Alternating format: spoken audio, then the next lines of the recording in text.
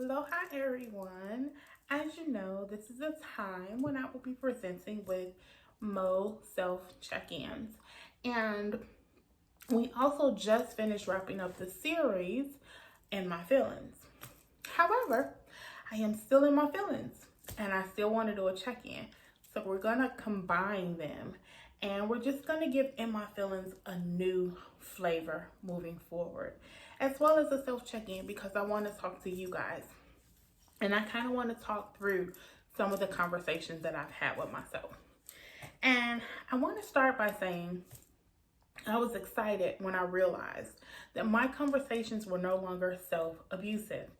And they became self-abusive by way of sometimes we reflect on our life and see where we are and we're like, I'm this many years old and I haven't did this yet.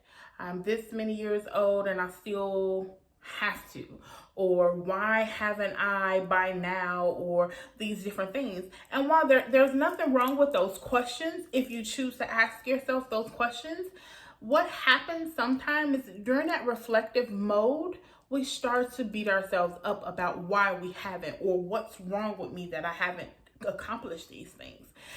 That happens after we've matured out of that state of blaming others for where we are or haven't arrived. I was waiting on this person to do this. Time out for all of that. And so you start to beat yourself up and pick yourself apart. No need for that. Just take note of what you have done and haven't done. And then run an evaluation and see if those things were working because of timing. Weren't working because of either timing, or you missed a step, or you just hadn't got there yet. Like, it's still in the works. What stage is what it is that you were trying to work towards at? So you want to be mindful of those things. But I'm so glad that I am no longer blaming others for where I am, as well as I am no longer beating myself up about where I am. But rather, I'm using that energy to help get myself where I'm trying to be and encourage others along the way. This is a journey. And the thing about it is, it's always great to have people along the journey with you that are excited, that may have been experiencing the same things you've experienced, and they can give you that little insight or just that encouraging words to know. Because sometimes it is encouraging just to know I am not alone. I'm not the only one that has experienced this, if we're really being honest. Maybe that doesn't help for some, but sometimes that was a good thing for me. Like, I absolutely hate storms, but to know that somebody else is there with me kind of gives me a peace. Don't understand why, but it just does. So I was really glad when I realized that my conversations were no longer self-abusive. The other thing was, I was glad that all my conversations with myself wasn't me checking me about something. Sometimes it was just like, all right, hey girl, I see you, or hey Mo, what are we going to do with this? Or just those check-ins and those moments that, because sometimes I still have those moments where like, girl, remember when? Because you still experience some of those same old situations, but when you've matured, when you've grown, or when you've gained knowledge and understanding and wisdom, you respond to them differently. And it is okay to notice that and to cheer yourself on. So I'm really excited even about those as well.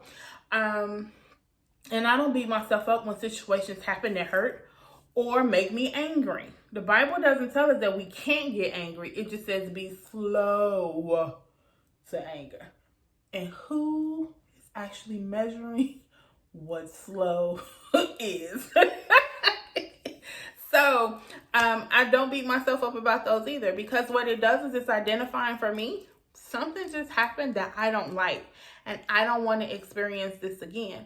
So was there a breach? Was it something that, shouldn't have been able to reach me? Or whatever the case may be. So I'm really glad about those things. I've learned the value of no, not just no to others, but no even to myself.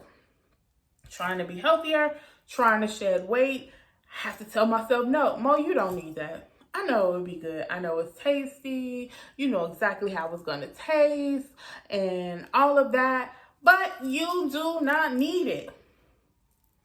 Drink some water. So So, you know, things your mom, well, some parents would say to kids when they're younger, you don't need them, you just had a bag of chips. Not that that's what it was, but whatever, I digress. You just had a bag of chips, or leave that alone, you just had a juice, you just had a pop, drink some water. So, you know, I have those conversations with myself. Like, Mo, you don't need that, drink some water. Now, I don't always drink the water. I don't always, you know, obey what I say. So, you know, it is what it is. But I'm learning and I'm getting better and I'm growing. And I absolutely love that. I've had some experiences and some encounters, some exchanges, and I've observed some things. And, you know, some situations kind of hit you in your feelings or whatever, and you feel a type of way. I don't beat myself up about that either. I may try to have a conversation with others because I'm trying to understand and I want to make sure, could I be wrong? Could I be misreading this? Could I be reading too much into this? And sometimes those conversations don't always yield the best, because even then you're just getting someone else's opinion. And sometimes their opinions are still based in the past. So, you know, it is what it is, because I don't care how much you grow. I don't care how much you change. I don't care how new you show up. Some people can't see you past your past their last experience, past their last encounter. And it's so interesting because we want people to forgive us. We want people to set us free from our past mistakes, decisions, choices, words, actions, deeds. But sometimes we're not always that willing to be as forgiving, to be as receiving and embracing of the new. Our glasses are still stained. Like, even in this, I can see you, but there's still a blockage. So sometimes that's how they see us, even though they know this is a new situation, a new time. And you may have even showed up different. Sorry, y'all, my earring keeps doing its thing.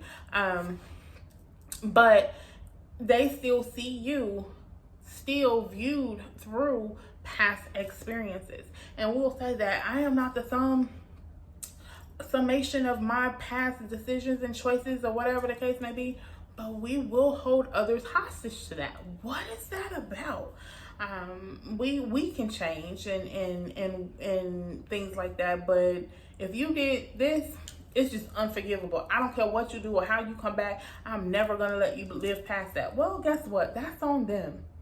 If you decide not to receive the best part of me or the better parts of me, it's on you. And I'm not going to be stuck in this moment with you. I am glad that I realized that I stopped struggling with how I saw me so much. And I didn't feel like to be humble. I no longer feel like being humble is a version of kind of self-abuse. Like, you have to see yourself lowly to be humble. Not when the Bible tells me that I was created in his image and likeness. Like, I'm more precious than rubies. Like, when you hear how God sees you, what God has for you, how God describes you, where does this self-hatred come from? Who has shaped and formed how we see each other? Let's not even talk about how we see each other, how we see ourselves. I want you to ask yourself that. I want you to have that conversation with yourself this week. Get your journal, get in the mirror, and literally look yourself in the mirror and describe what you see. Don't lie. If you don't see good things, write it. If you see all good things, write it. Don't just go quoting scripture because the Bible says. No. Write down and be honest with how you see yourself. And then I want you to have a conversation with yourself on how you can change how you see you. How did these visions and views of me get here? Are they really because of words that were spoken over me? Things people have said that they see about me?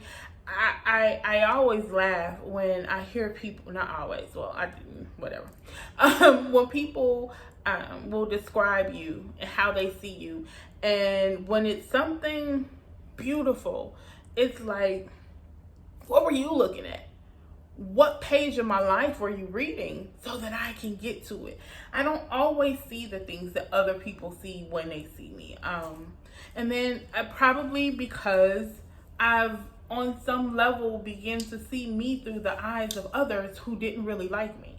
And that's the other thing you have to be careful of. Sometimes even people that are really close to you really don't even like you. And they're not liking you. When you do something wrong, they will tap dance, throw a concert, invite the whole world to be privy to it of how ugly they felt that thing was. It is amplified. You could just be like, I roll my eyes at this person. Oh, you going to hell. You was wrong for that. See, your spirit and you better. And I mean, like, they will rip you apart for anything because truly they just don't like you. And it's not even that you've done something to make them not like you. Some people are just intimidated by you because at some point when they encountered you, maybe you really loved yourself and they didn't. Or maybe you're outspoken, maybe you're bold, maybe your personality is you walk in the room, hey, how you doing? You know, you're interacting with people, you're not shy, you're not timid, and they kind of are. And they really, really do desire to have that same thing, that same boldness, that same self-confidence, self-assuredness. They want it. And because they don't see it in themselves, it becomes that thing about you that makes them not like you. Right? Or it dictates and determines how they deal with you. Because if they're intimidated by you, they don't like the fact that they're intimidated. So since they're intimidated, they look for ways and windows and opportunities to shrink you, bring you down smaller in their eyes so that they can now put a label on you and now begin to speak of you. And they're not going to speak of you in your greatness. They're going to speak of you in this diminished role that they now see you in because of that one encounter, because of that one exchange, because of that one word, because of that one deed. And sometimes those exchanges, encounters, words, and deeds weren't even to them. They were just privy to it. And it was enough for them to change how they saw you. And now you're bite-sized, so to speak. And if you're not careful, if they're close, and you don't realize what they're doing, if they're always around you, then those words are always going to be echoed in your ear. So now you think you're too much. So now you shrink. You start picking yourself apart according to how they saw you. And now you start to see yourself as inadequate, insufficient, and not enough. But the reason you see yourself that way is because you've shrunk yourself to fit into somebody else's view of you, their expectations of you, their opinions of you. And there was nobody echoing truth in your ear. Everywhere you went, you were running into people who didn't like what they saw. And sometimes we just don't like what we see because we don't understand it. And if I don't understand it, it must be wrong. So I'm going to voice it as something wrong. And if you're consistently running into these people, if you're consistently hearing these things on some level, because you know we had that thing we were taught in school, the common denominator. If every encounter you have, there's always an issue where you're the common denominator. You're the common factor. So it must be something wrong with you. It can't be something wrong with everybody. But maybe it was simply just you kept running down this one street. And along this street were all these people that were the same way. Maybe you were just in this place where everybody was quiet. And you're loud. You're always talking. So they like you talk too much. And before you know it, now you're trying to be quiet. Now you're trying to, and you sitting there, you got so much. You really have the answer to what people are sitting here talking about. But because they kept telling you, you talk too much, now you just shut up. Listen here, I'm telling y'all my life. At different places, in different phases, with different people. And so even now, coming back to that place where I remember me, Monique. I'm rediscovering who I am. I'm reconnecting with who I am. You may not like it. You may not journey with me. But it feels so good to just be back to me. living in fear. You were afraid because you didn't know your tools. You didn't know, you stopped trusting God because everybody else's voice. It wasn't that they were trying to be your God. It wasn't that you were trying to make them your God. It wasn't that you were trying to make them the voice that was leading you, nor were they even trying to be the voice that was leading you. But because you kept hearing the same thing over and over and over and over again, it did become the voice that began to shape you. When you were predestined, when you were shaped and formed and fashioned prior to you even getting here on earth. And now words, opinions, and things that are limited to people's expectations and experiences, knowledge, and understanding are now the things that are shaping you. When you were created by He who was all-knowing, now you've been reshaped by those who don't know half as much as He did. And so now their words are becoming the truth that you live by when they weren't the words of truth that created you. They weren't the words or the truth that purpose you, that predestined you, that is your whole reason why I was created, because God desired me. He had something for me to do. He had some things for me to do. He created me to worship Him. He created me because He wanted to. And so how many people who don't know or understand you or like you have begun to shape who and how you are? This is a little lengthy. I didn't mean for it to be this long. It's supposed to be like 10 minutes. We are well over that. But I just wanted to share those things. And I'm not even apologizing. I just explained it. It's necessary because somebody's going to listen to this and they needed what I said in the beginning. Somebody else needed what was said in the middle. Somebody else needed what was said in the end. And somebody realized that they needed it all. And I just wanted to make sure that I was the vessel to get it all out. So have that time in the mirror and be honest with yourself and then love on yourself. I hope you find your truth, the true you that God created you to be, void of expectations that limit you, void of lies, void of limits that others have placed on you. Because when God gives you your vision and God gives others their visions, our visions don't all line up. They're not all the same. They're tailor-made for each individual that they're handed out to. And so sometimes, because how we view ours, our vision, our assignment, our purpose, we start to think that everybody's vision, purpose, and assignment is along the same wavelength. It has to unfold the very same way. And that is so not the case. I am not you. You are not me. We have similarities. We have some things. We can probably go over a checklist and be like, I've been through this, and this. And we probably have a lot of the same things that show up. But I bet you on most of them, we've experienced them different because we're different people. We live life different. We grew up in different places, different atmospheres, different elements. We're shaping those things, right? Doesn't make me better, nor you better. It just makes us different. And that is okay. It is okay to say no. It is okay to be different. It is okay to be bold. Now, sometimes we're loud because we just loud, like our volume is up. And then sometimes people are gimmicky. So they're, oh my God, loud. Like, know the difference. Know the difference. And then either way, find those who you're meant to connect with. I'm not for everybody, but I am for me and I am for God. And those are the two most important people.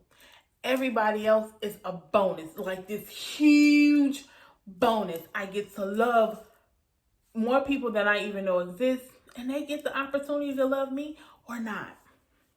And that's okay. That's what I'm in my feelings about. So that was my check-in with me.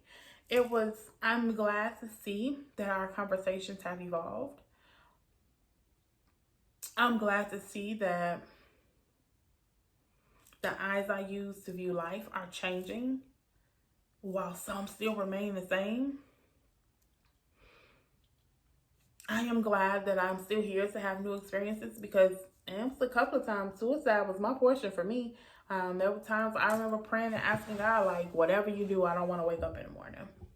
But I'm so glad he ignored that request. Even though when I woke up that morning, I was real pissed at God. I'm just going to be honest.